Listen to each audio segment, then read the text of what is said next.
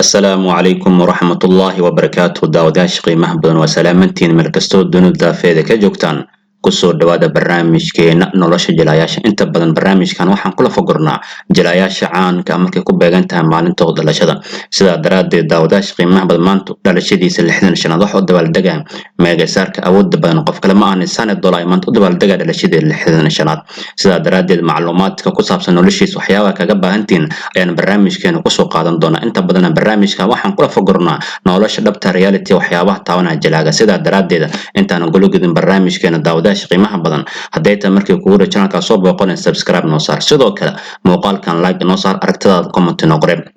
sida caadada daawadaasha qiimaha barnaamijkeena wuxuu ka kooban doonaa laba qaybood qaybaha hore waxaan kaga hadli doonaa jalaaga in noloshiisa waxyaabaha qusay sidoo kale qaybaha dan barnaamijka waxaan kula fogori doonaa jalaagan iyo biladaha ku guuleystay sidoo kale daawadaasha qiimaha badan ogaada jalaagan looma dhawaan karo maadaama bilada loo yaqaan National Film Award oo jalaa walba koriyoodo laba mar ayuu ku guuleystay bal marka hore aan ku bilaabno waa kuma Sanidol jalaagan magaciisa dhabta waa Ajay Sindol sidoo kale inta badan loo yaqaan Sanidol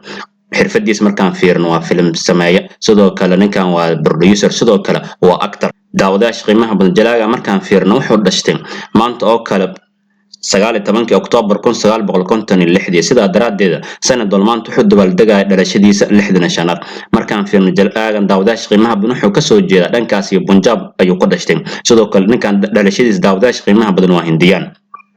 sidoo kale daawadaasha qiimaha badan jalaagan dhirirkiisa 123 cm culeyskiisana waa 85 kg markaan fiirno marka ugu horeysa uu fanka soo gal waxay ahayd sanadkii 1983 sidoo kale wuxuu ku soo caan baxay filimka lagu magacaabo Betab markaan fiirno filimka ugu horeey uu producer iyo director ka ahaa waa filimka lagu magacaabo Dillagi oo la daawaday 1999 sidoo kale daawadaasha qiimaha badan jalaagan waxyaabaha kale ka soo qaadanayna waxa kamid ah sida hadda u diiwaan gashan waxbarashadiisa ninkan daawadaasha qiimaha badan uu dhameystay sidoo kale aan fiirino waxyaabaha hobbigiisa uu jecel yahay waxa kamid ah inuu wax sawir ayuu jecel yahay sidoo kale ninkan inuu jimicsi sameeyo oo aad u jecel yahay bal markaan aan soo qaadana waxyaabaha uu xiiseeyo waxyaabaha uusan xiiseenin jalaagan daawadaasha qiimaha badan wuxuu jecel yahay inuu safro sidoo kale wuxuu jecel yahay inuu aad u kaxeeyo baabuurtan sidoo kale waxyaabaha uusan ka helin waxa kamid ah jalaagan Sanidol looma sheegi karo beenta aad u necbiya sidoo kale daawadaasha qiimaha badan inta badan markuu baabuurka wato ma jecel inuu traffic ama jam oo dhaxda ka gala sida daraadeed labadaas shay inuu necbiya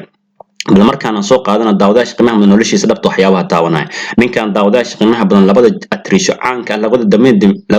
wada dambeyn jiray barnaamijka ayuu suuqaanta la soo wadaagay waxa ugu horeysa Amrita sidoo kale Dimbalka Baadiya ayuu xiriir la soo sameeyay sidoo kale labadaas xiriir waxa ka hor istaag aabihiisa markii dambe uu guuriyay gabadha aan fanka shaqada ku leeyahay qof kale ma aan gabadh lagu magacaabo Buja ayaa loo guuriyay sidoo kale jalaagan daawadaasha qiimaha badan waxa u jooga laba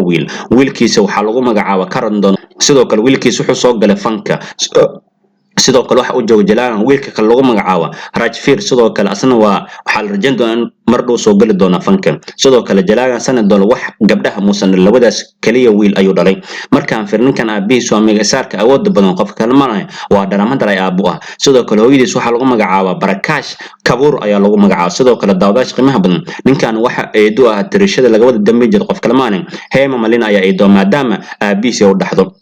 markaan fiirin jalaagan waxay isku hooyo isku aaba yihiin wiilka lagu magacaabo Bobidol asiga ka yar sidoo kale waa jalaan sidoo kale waxay isku hooyo isku aaba yihiin gabdhaha lagu kala magacaabo Fijata Dol sidoo kale Ajata Dol ay isku hooyo isku aaba yihiin sidoo kale waxay ilma aaba yihiin kaliya hooyadooda aysan dhalin gabadha lagu magacaabo Aisha Dol gabadha kale lagu magacaabo Hana Dol labadu sidoo kale labadan gabdhood waxa dhalan Hema Malini ayaa dhashay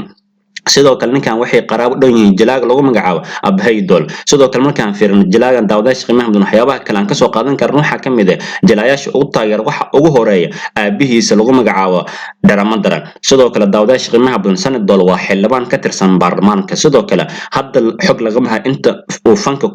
hadda xog laga mahay daawadaasha qiimaha badan halkay film intuu lacag u qaato sida daraadeed waxaan fiirin doonaa hantida guud u haysto sanadkan 2021 hantidiisa waxa lagu qiyaas inay gaarayso 340 koron uu haysto lacag ku dhow almost 50 milyan oo dollarka Mareykanka inuu haysto ayaa la sheegay daawadaasha qiimaha badan Sanidol xogtiisa lama soo koobi karo laakiin inta macquulka ah ayaan soo qaadan doonaa hadda Sanidol sigaarka macaa jawaabta waxay noqonaysaa waa maya sidoo kale qamriga macaa jawaabta waxay noqonaysaa waa maya ninkan daawadaasha qiimaha badan waxa dhalay aabaha Dharamadar sidoo kale aabihiisa waa reer Punjab sidoo kale qoyskiisa Punjab ayay ka soo jeedaan sidoo kale waxyaabaha dheeri aan ka soo qaadan karno waxaa ka mid ah jalaaga markuu iskoolku dhigan jiray waxaa la dhanka waxbarashada aad uma fiicin laakiin xagga active wuxuu ku ahaa sportiska lagama soo marin jirin noocyadiisa kala gedisan sidoo kale daawadayaasha qiimaha badan jalaagan markuu aad u yara aad u faanan jiray waagi iskoolku dhigan jiray waxaa la sheegay wuxuu soo xiran jiray James sidoo kale wuxuu dhihi jiray ardayda ugu sheekan jirin Jameskan ma taqaan Jameskan waa Jameska aabahey oo ku jilay filimkii Shoolay ayuu dhihi jiray ardayda galaaska kala dhigato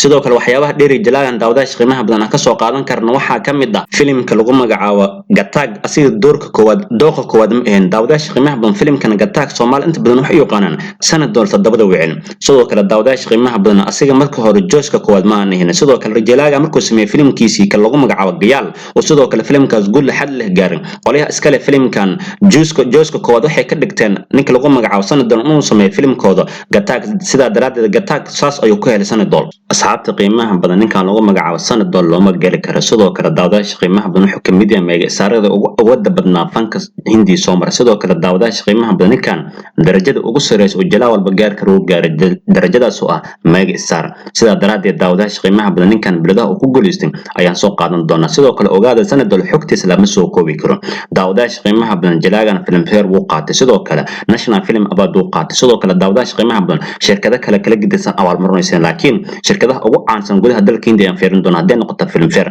bal marka hore aan ku bilaawno daawadayaasha qiimaha badan bilada oo jalaa walba koriyooda National Film Award meeqa mar ay ku guuleystay jalaagan daawadayaasha qiimaha badan sanadkii 1991 ayuu National Film Award ku guuleystay sidoo kale dawladda Hindiya ay siisay wuxuuna ku qaatay filimkiisii Gayaal sidoo kale daawadayaasha qiimaha badan sanadkii 1994 ayuu qaatay bilada loo yaqaan National Film Award sidoo kale wuxuu ku qaatay filimkii Daamani oo ka ahaa doorka labaad ama supporting actor ama jalaa caawi ayuu ka ahaa filimkaas bal markaan aan soo qaadana asxaabta qiimaha badan filmfare iyo biladaha uu ku guuleystay jalaagan ay sanaduhu qaatay daawadayaasha qiimaha badan jalaagan sanad dool looma gali karo maadaama bilada loo yaqaan filmfare abaad u aruursan markii ugu horeysay jalaaga uu qaatay waxay sanadkii 1991 sidoo kale wuxuu qaatay best actor jalaaga ugu fiican wuxuuna ku qaatay filimkiisa Gayaal oo la daawaday sanadkii 1990 sidoo kale ogaada daawadayaasha qiimaha badan bilada inta badan waxa la bixiyaa sanadka markii la daawado filimka sanad ku xig ayaa biladaha la bixiyaa sidoo kale sanadkii 1994 ayuu ku guuleystay best actor jalaaga ugu fiican wuxuuna ku qaatay filimkiisa Dar markaan fiirnay sanadkii 1994 wuxuuna qaatay bilada labaad oo ah best supporting actor jalaaga caawiyaha ayuu qaatay wuxuuna ku qaatay filimkiisa Daamani sanadkaas gudihiisa wuxuu qaatay atoora ugu fiican iyo atoora caawiyaha ayuu qaatay